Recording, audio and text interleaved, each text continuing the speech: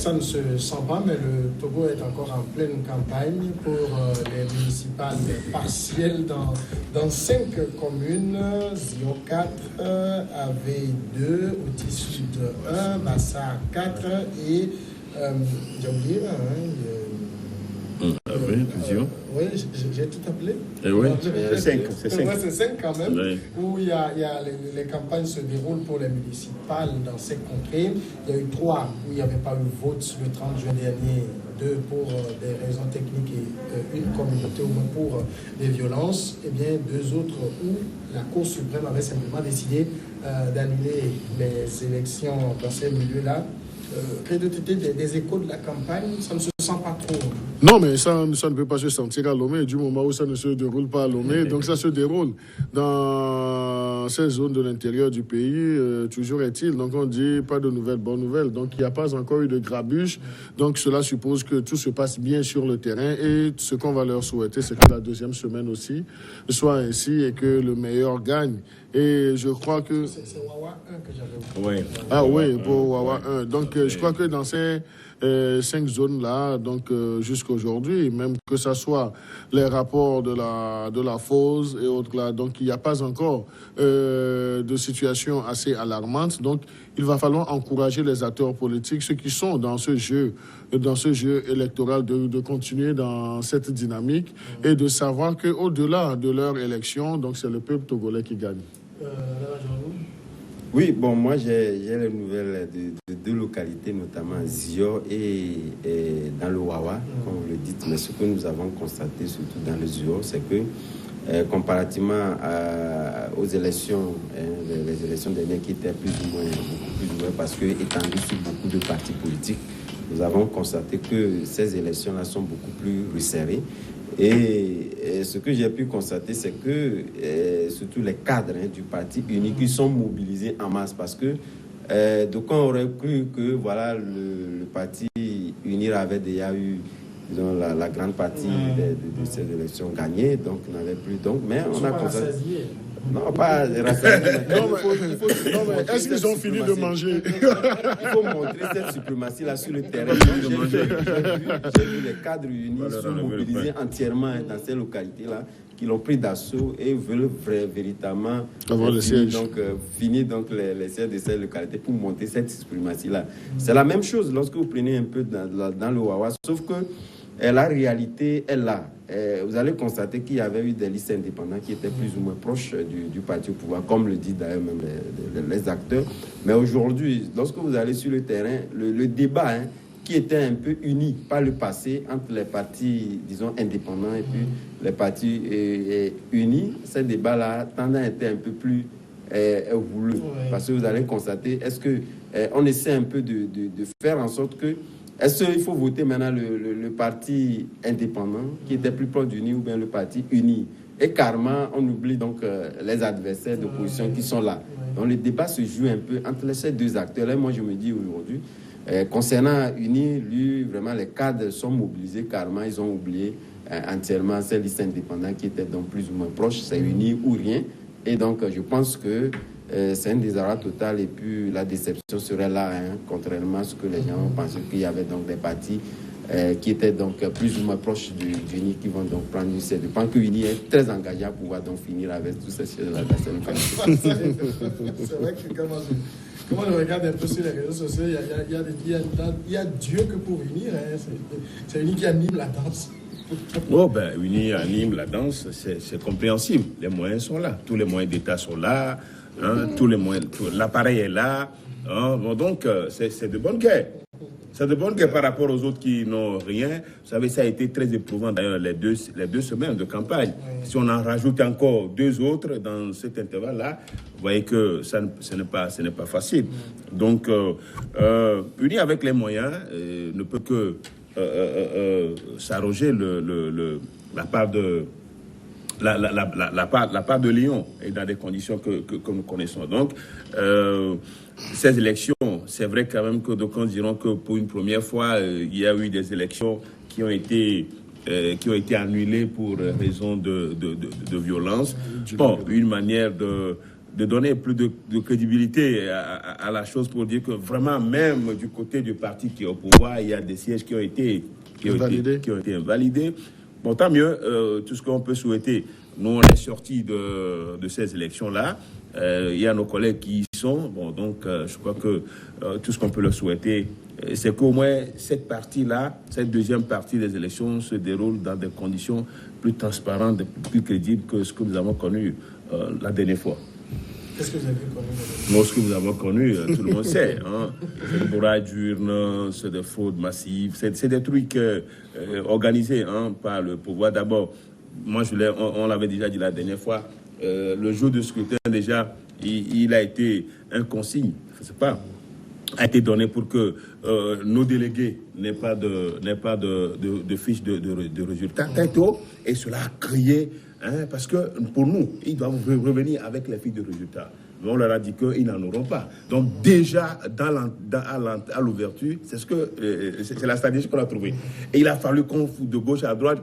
D'ailleurs, il a fallu que nous-mêmes, nous allions photocopier, nous les candidats et autres, allions photocopier pour remettre à nos candidats. D'ailleurs, il y a les présidents de bureaux qui ont refusé carrément de recevoir les fiches de résultats. Et il a fallu gauche à droite pour que ça puisse être fait. Et donc, ça a déjà créé psychologiquement, c'était la stratégie que l'UNI avait trouvée. De toutes les façons. D'accord. En tout cas, pour ces municipales partielles, en dehors de Zion 4 et Wawa, qui avaient déjà voté ou on a invalidé, il n'y aura plus de surprise pour les résultats. Est-ce que ça va juste se confirmer? Non, je crois que c'est trop tôt de dire que ça va se confirmer. Donc, je crois que tous les candidats se valent parce qu'on n'a pas encore le verdict. Mais c'est vrai, on a eu une certaine domination visuelle des candidats du Parti Unir. Mais cela ne voudrait pas dire que faire le boucan sur le terrain garantit les sièges. Donc là, parce que c'est un vote à bulletin secret, donc ce que les gens vont aller mettre. Mais ils ont beaucoup plus l'obligation de séduire les gens par leur programme et d'avoir la confiance de ces potentiels électeurs. Donc là, mais je voudrais nuancer un peu ce que le conseiller municipal, Pasteur Edokomi, vient de dire, parce que là, je le mets dans sa posture, dans son nouveau chasuble, parce qu'il est conseiller municipal, c'est vrai. Il va découvrir des choses qu'il ne connaît pas encore, mais rester toujours dans la logique de dire, de noircir, disons, les démarches ou bien l'organisation du parti adverse ou du parti en face, donc ce n'est pas une bonne chose. Non, c'est un fait réel, ce que de tout le monde. Hein. Mais c'est trop facile de dire aussi que le parti Unir utilise les moyens d'État, mais comparativement à tous les partis politiques que nous avons... C'est pas facile? Non, ce n'est pas tellement facile que d'aller sur ce terrain, mais il faut interroger également l'organisation interne de ces partis. Donc aujourd'hui, le Parti Unir est un parti qui est bien organisé par rapport à d'autres partis, notamment des partis dont tu es vraiment accro, qui végètent dans l'impréparation, dans l'inorganisation. C'est de quel parti? Et qui manque même... de quel parti? Non, le parti qui te chapeaute, le parti dont tu portes la chasuble, même si tu n'as pas le courage politique de l'affirmer et autres là. Donc tout le monde le sait. Tu me fais découvrir cela? Non, tu penses découvrir ça sur le plateau, mais alors que dans ton examen de conscience, tu sais ce que tu vaux, tu sais les accointances politiques. Et personne ne peut te juger pour ça, monsieur le pasteur. Maintenant, c'est un choix et c'est un choix même. La société civile. Mon choix, c'est la société civile. Oui, la société civile qui est aujourd'hui bipolarisée. Donc, on peut te trouver également une casquette parce que tu n'as pas ce courage en tant qu'acteur de la société civile sur les problèmes fonciers. Mais on voit un pasteur qui défend les choses telles qu'elles sont. Mais lorsque ça tire un peu sur le terrain politique, on voit également que l'impartialité n'y est pas. Donc là, tu es un acteur, c'est à nous d'apprécier le rôle que tu joues. Mais nous sommes contents que tu sois élu conseiller municipal parce que tu vas aller apprendre, tu vas aller découvrir et j'espère que les langages ne seront plus les mêmes. Mais je reviens à mon sujet pour dire qu'en fait, on peut parler du UNIR en tant qu'un parti politique qui a les moyens de sa politique, un parti qui est organisé et puis un parti qui se fixe des objectifs et surtout un parti qui n'attend pas la veille électorale pour essayer de travailler sur le terrain pour dire votez pour moi et autres là. C'est un parti dont c'est un parti qui est au pouvoir et c'est un parti qui travaille depuis des années dans la notion de maillage du territoire. Et c'est des choses qui, au truc là, au lieu de rester, de constituer un parti politique, de rester à Lomé, de vociférer sur les radios, de ne pas faire des actions terrain, donc les résultats ne peuvent pas être au point. Maintenant, pour ceux qui travaillent, qui font descendre sur le terrain, qui font des actions, si ces partis ont des résultats, donc mais il ne faudrait pas les jalouser pour dire qu'ils ont employé les moyens de l'État. C'est trop facile pour une certaine population. C'est trop facile. C'est trop facile. C'est trop facile de faire inculquer cela à une population assez inculte qui n'a pas le courage là de vous demander des comptes. Le principe de redevabilité, vous l'avez jamais. Oui, chacun doit rendre compte à son niveau. Chacun doit rendre compte à son niveau. Ceux qui gouvernent sont constamment questionnés. Et vous le faites si bien. Vous les questionnez, vous leur demandez des trucs là. Mais vous aussi, essayez. Non, mais ils répondent. Ils répondent. Mais vous ne voulez même pas vous approprier le sujet. Donc vous êtes là, tout le temps dans les stratégies de critiquer. Vous critiquez, vous mangez et puis vous dormez. D'accord, Adam Adonou, maintenant, comme je l'ai dit, Sion 4, ils ont déjà voté, ils ont eu leur vote invalidé. Véritablement, là où il y a véritablement élection, c'est AV2, Bassa 4, Petit Sud 1. C'est maintenant que ils votent. Oui, c'est vrai. Bon, il y a suspense un peu partout, hein, les zones où les élections devaient être reprises. Mais au-delà de tout, moi je pense qu'il y a suspense sur deux aspects. D'abord, les votes ont été invalidés parce que, d'une part, les gens ont apporté des preuves, comme il le disait tantôt, qu'il y a eu bourrage, même si ce n'était pas le cas. Il y avait quand même des petits problèmes. Qui a apporté voilà, on ne sait pas. Mais il y avait des problèmes techniques. De quelle part il y avait des problèmes techniques. Ce qu'on sait, c'est que l'opposition a fait le coup. Mais Adam, sûrement que le passeur le sait. Qui a bourré autre là, le passeur peut nous le dire. Voilà ce qui devait donc motiver même les partis politiques à pouvoir démontrer à la face du monde entier que réellement ils ont ce poids à pouvoir donc gagner ces élections-là.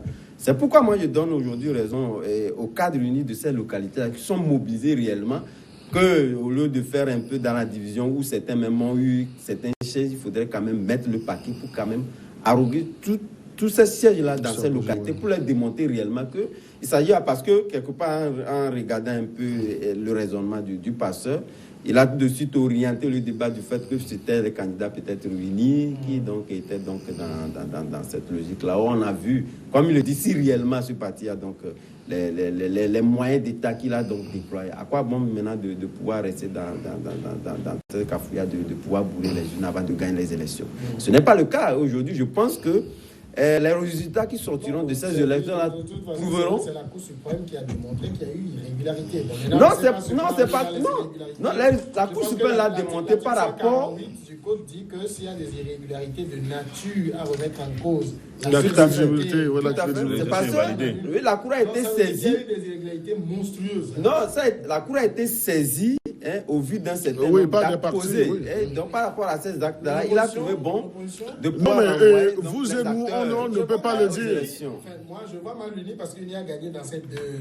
Voilà. Il est saisi la Cour pour dire. Tout à fait. Pas d'accord des résultats, je veux qu'on annule. Sûrement que la plainte est arrivée des partis de l'opposition et autres là. Mais toujours est-il que le jeu va se jouer clairement sur le terrain. Et donc c'est maintenant même qu'il faut démontrer réellement que, bon, c'est vrai que comme vous le dites, que quelqu'un a eu donc à frauder, c'est réellement maintenant où vous avez d'abord des délégués parce que ces localités ne vont plus déployer des délégués comme ils ont massivement des délégués pour quand même juger de la crédibilité de ces élections-là. Et je pense que les résultats qui sortiront nous démontrera que réellement, voilà tel parti qui était dans la diversion, qui faisait de l'enfumage pour donc désorienter un peu les regards des gens en disant que voilà, c'est ce qui se faisait.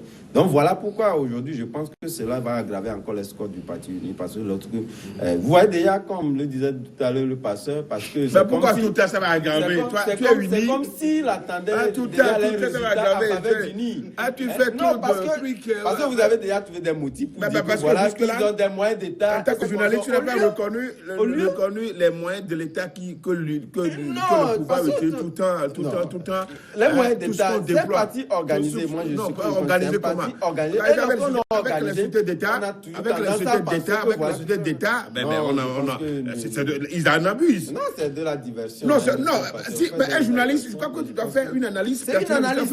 Non, je pense que ces résultats nous démontrent réellement. Tu es au Togo, si tu es au Togo, tu dois le savoir. Tu es au Togo, tu dois le savoir.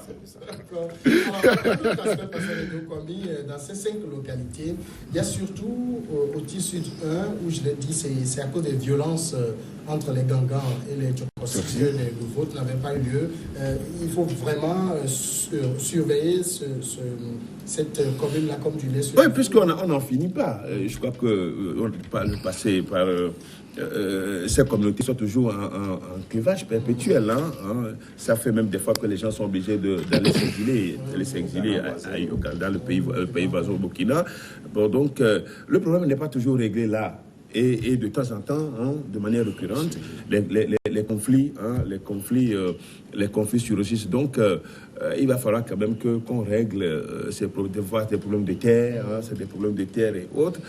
Et ce problème de terre, je crois que il faut que l'État prenne son bâton de pèlerin pour pouvoir... Parce que c'est des milieux, c'est un sujet explosif dans les communautés où les terres, des gens s'installent pendant des années, d'un jour à l'autre on vient, puis on démolit leurs habitations, on les expulse, donc ils deviennent des sans-abri, des sans-domicile fixe. Donc tout ça là, et des gens qui ont un certain nombre de pouvoirs, en principe, qui devaient dire le droit, eux aussi s'en emmêlent, et que avec leurs démarcheurs. Donc tout ça là, je crois que c'est un sujet très important. Donc dans l'outil, il va falloir quand même qu'on veut voir cette partie-là du pays en paix, en sécurité, que des communautés puissent vivre. C'est tout ce qu'on peut souhaiter. Quel que soit notre pouvoir politique, on ne serait pas en train de voir nos communautés s'entre-déchirer, détruire. Ce n'est pas normal. Quel intérêt nous avons?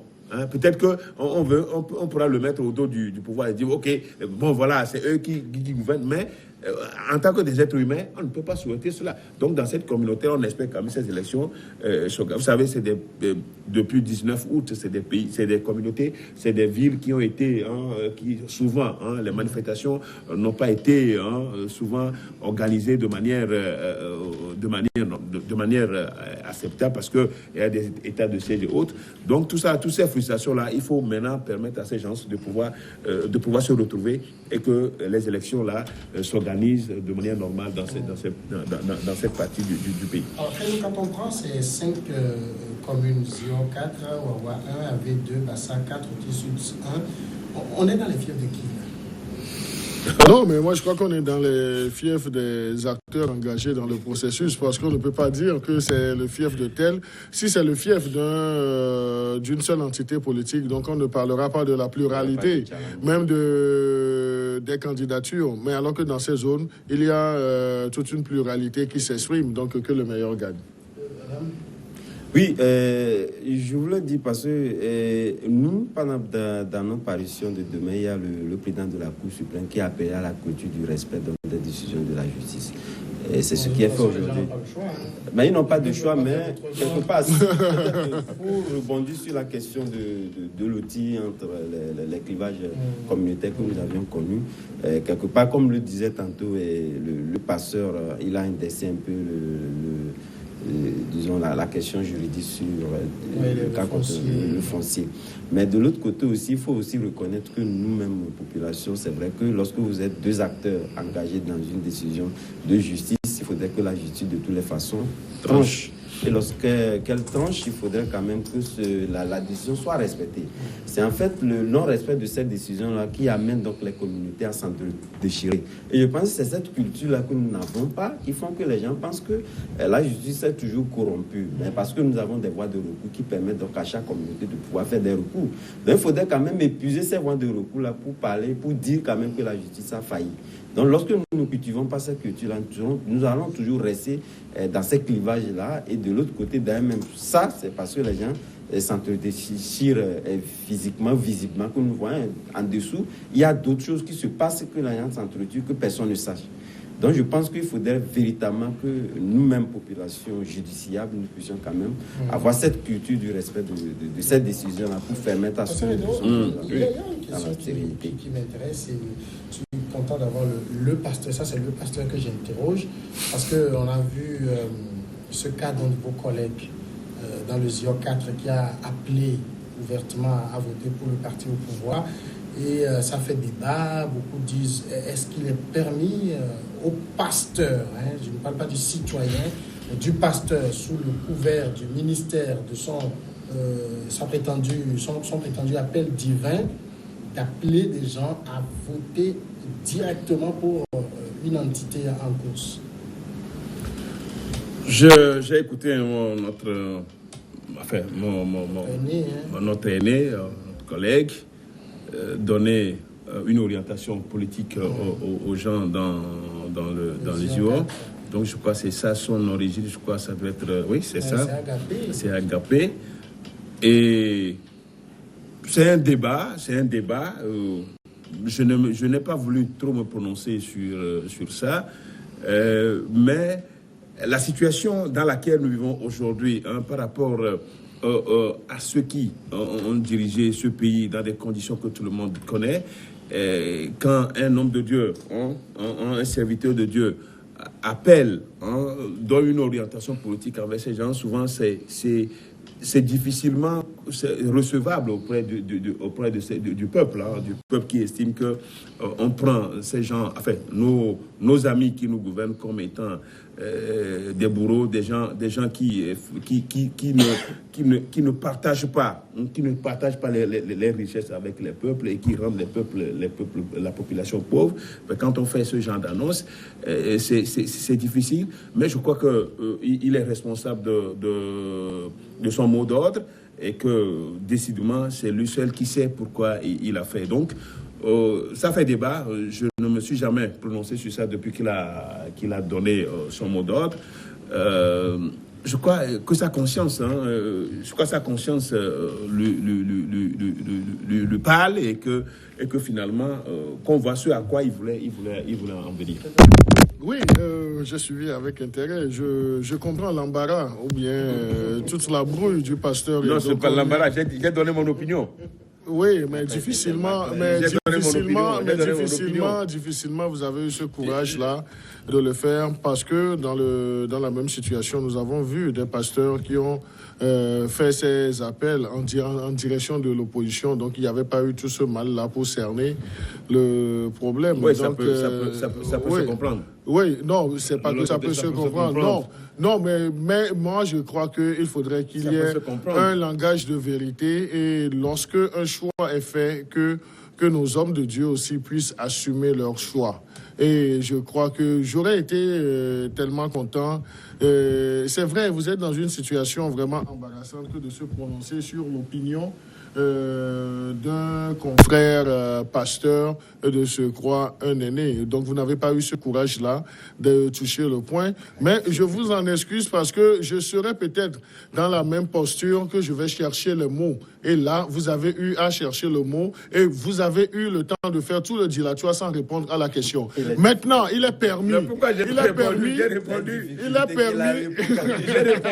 Il est permis à ce que même homme politique, il est un être humain, il a des convictions politiques. Donc, il a lancé un appel. Rien ne nous garantit que son appel sera suivi, mais il a parlé avec son cœur. Donc, on n'a qu'à le prendre au mot, mais on ne dira pas qu'il a bien fait, on ne dira pas qu'il a mal fait. Même si des gens s'étonnent, les gens s'époumonnent à dire qu'un homme de Dieu ne peut pas le faire, mais on a vu des hommes de Dieu, des pseudo-hommes de Dieu même qui ont lancé des appels en faveur de la classe politique de l'opposition. Et là, les gens ont dit c'est l'onction de l'Esprit Saint.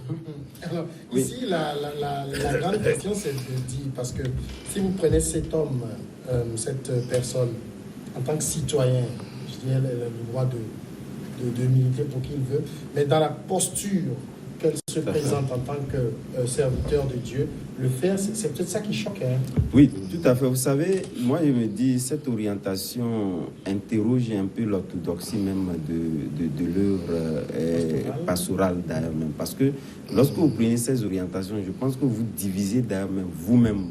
En tant que pasteur, vous divisez vos fidèles. Vos fidèles. Quelque part, c'est vrai que vous-même personnellement, parce que qu'elle soit une entité même religieuse, vous avez les convictions politiques, comme vous le dites. Voilà pourquoi d'ailleurs il n'est quasiment pas interdit donc, aux hommes de Dieu aussi de voter. Tout le monde a...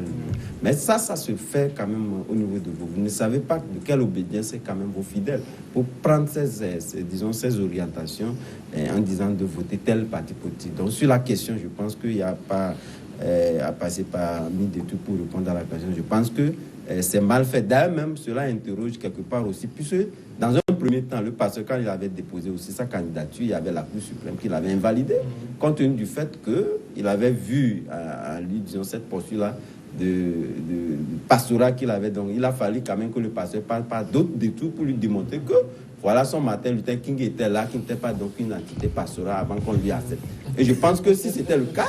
Et aujourd'hui, mais il tire les bénéfices de son élection. Et il est tellement heureux d'être conseiller municipal. Et cela va de soi, cela va de soi. Cela va de soi. Tout ce qu'on peut lui souhaiter, c'est de réussir sa mission de conseiller municipal et puis d'apprendre beaucoup parce qu'il va à une école. Et une chose est d'être sur les plateaux, de dire, c'est de tirer dans une seule direction. Mais il fera de tirer dans une chose de trucs là. Il y a une assertion qui dit.